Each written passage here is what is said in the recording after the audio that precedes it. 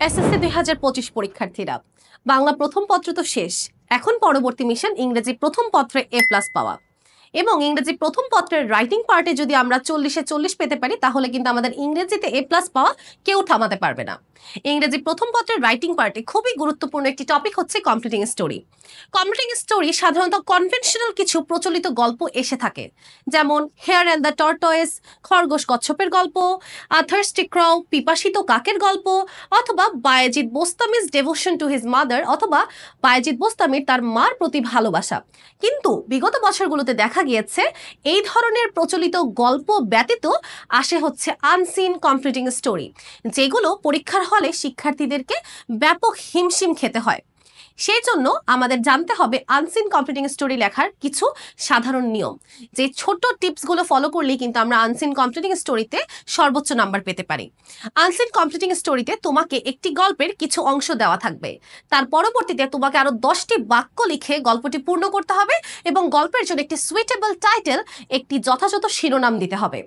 তাই আমাদের completing story লিখতে হলে কিছু নিয়ম ফলো করতে হবে, যা আমরা দেখতে পাচ্ছি আমার হাতের ডান পাশে। প্রথমে লিখেছি পাস্ট টেন্স, অর্থাৎ গল্পটি অতীতের সাথে মিল থাকতে হবে, অর্থাৎ অতীতকালে গল্পটি লিখতে হবে, পাস্ট টেন্সে লিখতে হবে। থার্ড পার্সনে গল্পটি লিখতে হবে, অর্থাৎ গল্পের যে চরিত্র বা ক্যারেক্টার দেওয়া থাকবে প্রশ্নে, সেই অনুযায়ী আমরা গল্পটি আগাবো। এবং খুবই গুরুত্বপূর্ণ, গল্পে মোরালিটি থাকতে হবে, অর্থাৎ নৈতিকতা খুবই দরকার। গল্প থেকে একজন মানুষ পড়ে নিশ্চয়ই কোনো নৈতিক গুণাবলী শিখতে হবে, এই জন্য গল্পের মধ্যে মোরালিটি থাকার প্রয়োজনীয়তা অপরিসীম। এবং তাছাড়াও শিক্ষার্থীরা যেটি নিয়ে খুব বেশি সমস্যায় পড়ে, সেটা হচ্ছে গল্পের টাইটেল কি দিবে।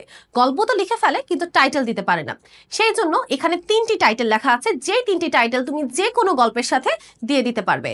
যদি তোমার গল্পের মধ্যে থাকে মানবিকতা অথবা সততা, তবে তোমার টাইটেল হতে পারে an act of humanity or honesty. তোমার গল্পের মধ্যে যদি থাকে কোনো স্কুল বয় বা স্কুল গার্লের সততা, মানবিকতা এবং সাহসিকতা, তবে টাইটেল হতে পারে honesty of a school boy, humanity of a school boy, অথবা bravery of a school boy. এবং তোমার গল্পের মধ্যে যদি এরকম থাকে যে ভালো কাজের ফলে তাকে কোনো উপহার বা পুরস্কার দেওয়া হয়েছে, তবে তোমার গল্পের টাইটেল হতে পারে good work is always rewarded, ভালো কাজ সবসময় পুরস্কৃত হয়।